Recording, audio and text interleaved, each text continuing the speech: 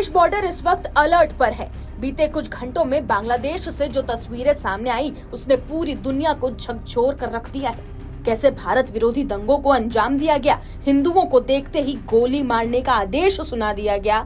हिंदुओं को जिस तरह से टारगेट किया जा रहा है उसे देख भारतीयों का खून खौल उठा है। और अब बांग्लादेश से वो खबर सामने आई है जिसे देखने के बाद बॉर्डर पर भारतीय सेना ने चौकसी बढ़ा दी है। बांग्लादेश से क्या नई धमकियां सामने आई हैं, सबसे पहले उसका खुलासा आपके सामने करते हैं। उसके बाद भारत ने बॉर्डर पर क्या एक्शन लिया जिसने बांग्लादेश के कट्टरपंथियों को उखाड़ फेंका, वो भी जानेंगे। और आपको यूनुस की भारत विरोधी सोच और साजिश का पर्दाफाश भी करके बताएंगे कि कैसे इस हिंसा में यूनुस का हाथ था। तो आइए शुरू करते हैं। बांग्लादेश में भारत विरोधी छात्र नेता शरीफ उस्मान हादी की मौत के बाद राजधानी ढाका और अन्य शहरों में हिंसा भड़क उठी और भीड़ ने कई इलाकों में भारी आगजनी की। बांग्लादेश में अगले साल फरवरी में होने वाले आम चुनावों का उम्मीदवार भी ये नेता था। हादी की हत्या के बाद उसके समर्थकों में गुस्सा भड़का। उसके समर्थकों ने पूरे शहर में कई जगह पर आगजनी की और हिंदुओं को निशाने पर लिया।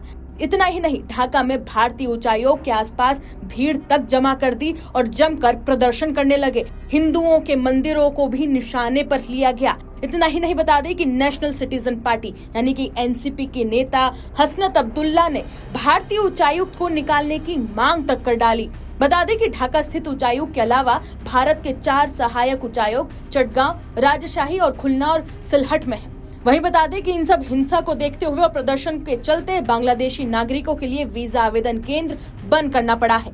तो वहीं बता दें कि भारत ने दिल्ली में बांग्लादेश के राजदूत को तलब भी किया है और ढाका के अधिकारियों से अपने मिशनों की सुरक्षा सुनिश्चित करने को कहा है। इतना ही नहीं, बांग्लादेश की नेशनल सिटीजन पार्टी एनसीपी के सदर्न चीफ ऑर्गेनाइजर जिसने भारतीय उच्चायुक्त को निकालने की मांग की थी, अब उसने भारत के तलब करने पर आपत्ति भी जता दी है। दरअसल हसनत अब्दुल्ला ने भारत में बांग्लादेश के उच्चायोग को तलब करने पर आपत्ति जताते हुए कहा कि हमें भारत के इस रुख पर कठोर प्रतिक्रिया देनी चाहिए थी। भारत के उच्चायोग को देश से बाहर निकाल देना चाहिए था क्योंकि वो शेख हसीना को शरण दे रहा है। उन्होंने कहा कि बांग्लादेश भारत की संप्रभुता और सीमाओं का सम्मान तभी करेगा जब भारत भी बांग्लादेश के प्रति वही सम्मान दिखाएगा। तो वही बता दें कि हाल ही के महीनों में बांग्लादेश के नेता भारत के खिलाफ आए दिन कई तरह के आरोप लगा रहे हैं। बुधवार को इन आरोपों को खारिज करते हुए भारत के विदेश मंत्रालय ने कहा कि बांग्लादेश में हाल ही की कुछ घटनाओं को लेकर कट्टरपंथी तत्वों के झूठ विमर्श को हम पूरी तरह से खारिज करते हैं। ये दुर्भाग्यपूर्ण है कि अंतरिम सरकार ने न तो इन घटनाओं की गहन जांच की और न ही इसके संबंध में भारत के साथ कोई ठोस सबूत साझा किए हैं। तो इस तरीके से बांग्लादेश में पूरी तरह से एक अलग प्रोपोगेंडा चलाया जा रहा है जिसमें भारत विरोधी नीति साफ दिख रही है। वहीं बता दें कि बांग्लादेश से अभी कुछ दिन पहले ही भारत के 7 सिस्टर्स को अलग थलग करने की धमकी सामने आई थी और ठीक कुछ दिन बाद ही बांग्लादेश में ये हिंसा भड़की। बांग्लादेश खतरनाक तरीके से बेकाबू होता जा रहा है। हसनत अब्दुल्ला ने सार्वजनिक रूप से कहा कि भारतीय उच्चायोग को देश से बाहर निकाल देना चाहिए। ऐसा बयान कोई भी जिम्मेदार नेता कभी नहीं दे सकता।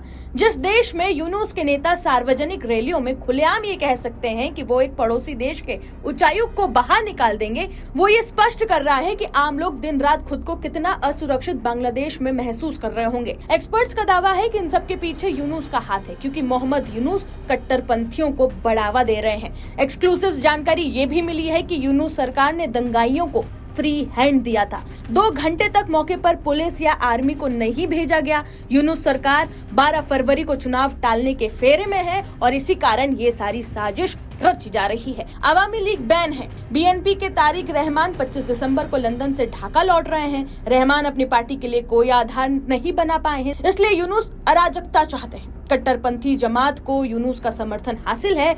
अवामी लीग और बीएनपी के हाशिए पर जाने के बाद चुनाव होते तो जमात की बड़ी जीत के आसार है।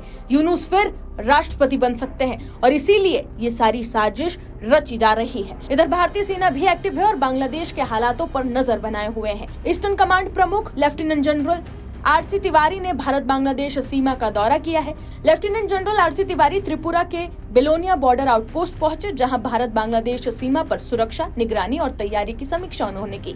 बांग्लादेश की अस्थिर स्थिति के बीच ये दौरा महत्वपूर्ण है। सेना ने शांति बनाए रखने और किसी भी चुनौती से निपटने की पूरी तैयारी की पुष्टि की है। बता दें कि त्रिपुरा बांग्लादेश के साथ 856 किलोमीटर लंबी सीमा साझा करता है, जो 3 तरफ से घिरी हुई है। इस सीमा का बड़ा हिस्सा अभी भी बिना बाढ़ का है, जिससे घुसपैठ, तस्करी और सीमा पार अपराधों का खतरा बना रहता है। शांति और स्थिरता बनाए रखने के लिए सभी जरूरी उपाय किए जा रहे हैं और किसी भी स्थिति से निपटने के लिए भारतीय सेनाएं पूरी तरह से तैयार है।